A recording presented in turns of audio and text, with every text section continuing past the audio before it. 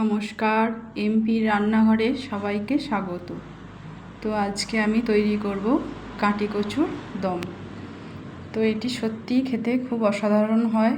প্রথমেই আমি গাঁটি কচুগুলোকে ভালো করে ছাড়িয়ে জলের মধ্যে ধুয়ে নেব। তো প্রত্যেকটা দেখো আমি পরিষ্কার করে ছাড়িয়ে নিয়েছি। ভালো করে ধুয়ে নিয়ে আমি জল ঝরাতে দেবো একটা জায়গার মধ্যে।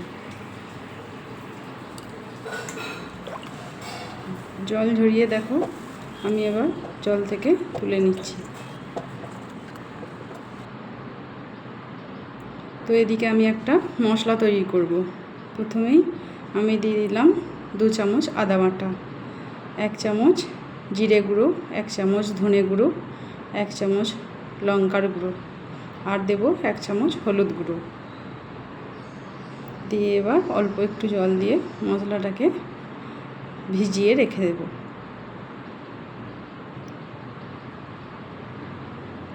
আর একটা দিকে আমি বাটিতে নিয়ে নিলাম বড় চামচের 2 চামচ টক দই, আর বড় চামচের 2 চামচ পোস্ত বাটা, আর দিয়ে দেবো 1 চামচ কাশ্মীরি লঙ্কার গুঁড়ো। এটাকেও আমি মিক্সড করে রেখে দেব। আর নিয়ে নিয়েছি 2 মাঝারি সাইজের টমেটো পেস্ট করে। এদিকে আমি 2 পেঁয়াজ কেটে নিয়েছি কুচি কুচি করে, আর 7-8টার মতো রসুন কোয়া। এবার আমি কচুগুলোকে হলুদ,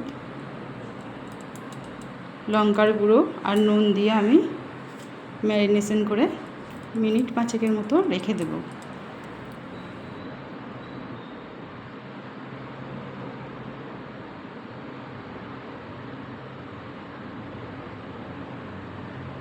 তো বন্ধুরা, আমার ভিডিও যদি ভালো লেগে থাকে অবশ্যই লাইক করে সম্পূর্ণ ভিডিওটা দেখার অনুরোধ রইল।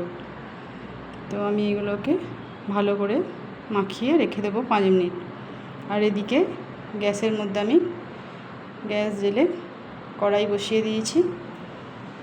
এবার দেখো দিয়ে দিলাম 3 থেকে 4 চামচের মতন সরিষার তেল।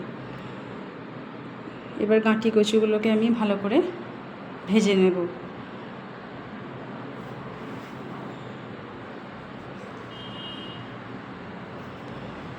তো নতুন বন্ধুদের বলছি অবশ্যই সাবস্ক্রাইব করে দেবেন, আর পুরনো বন্ধুদের অনেক অনেক ভালোবাসা পাশে থাকার জন্য। তো কচুটাকে আমি নাড়াচাড়া করে নিয়ে এবার কিছুক্ষণ চাপা দিয়ে রেখে দেবো, মিনিট 5 মতো চাপা দিয়ে বারবার চাপা খুলে নাড়াচাড়া করে নেব, বেশ লাল লাল করে ভেজে নেব। তো আমার ভাজা হয়ে গেছে, এবার আমি তুলে নিলাম। আর ওই তেলের মধ্যেই আমি দিয়ে দিলাম 2 এলাচ, 2 লবঙ্গ, গোলমরিচ, আর দিলাম 1 টুকরো দারচিনি, আর দিয়ে দিলাম একটা তেজপাতা, 1 চামচ গোটা জিরে। ফোড়নটা ভালো করে ভেজে নিয়ে এবার দিয়ে দেব রসুন কুচিগুলো। রসুন কুচিগুলো একটু ভালো করে নাড়াচাড়া করে নিয়ে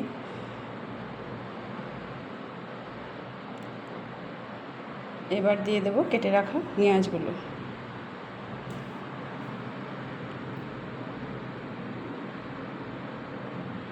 পেঁয়াজগুলো আমার ভাজা হয়ে গেছে।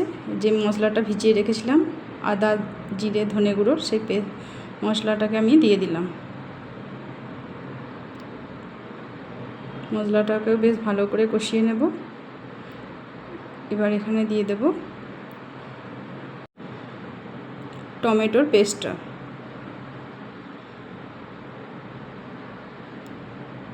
আবারও বেশ কিছুক্ষণ নাড়াচাড়া করে নিয়ে এবার দিয়ে দেব অল্প পরিমাণ একটু নুন। মশলাটা কষার সময় নুনটা দিলে ভালো করে মশলাটা কষানোটা ভালো হবে।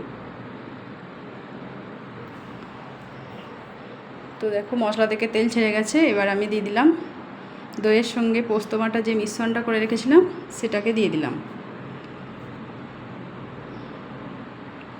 আর অল্প একটু বাটিটা ধুয়ে জলও দিয়ে দিলাম। এবার দেখো মশলাটা থেকে ভালো করে কষে তেল ছেড়ে এসেছে। এবার ভেজে রাখা গাঁটি কচুগুলোকে দিয়ে দিলাম। দিয়ে মিনিট 2-1 মতো আমি ভালো করে আবারও কষিয়ে নেব। এবার আমি দিয়ে দিলাম স্বাদ পরিমাণ নুন আর দিয়ে দিলাম 1 চামচ চিনি।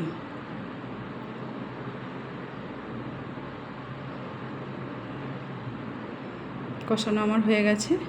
এবার দিয়ে দেব জল।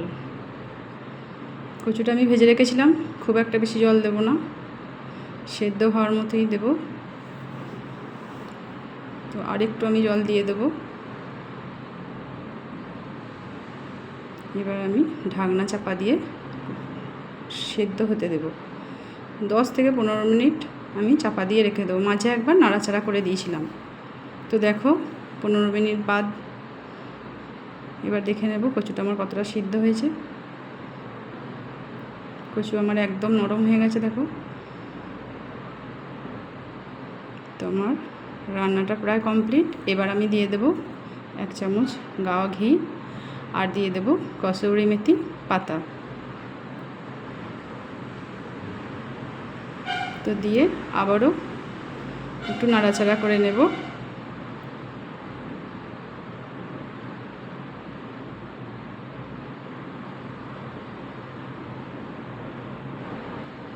এবার আমি গ্যাসের নবটা অফ করে 5 মিনিটের মতো রেস্টে রেখে দেব।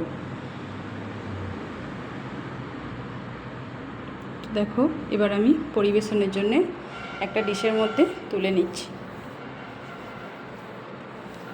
এর স্বাদ হয় অপূর্ব, একবার করে দেখবেন।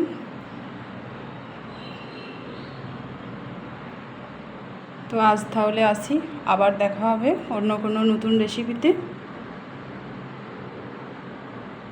সবাই ভালো থাকবেন, সুস্থ থাকবেন। নমস্কার।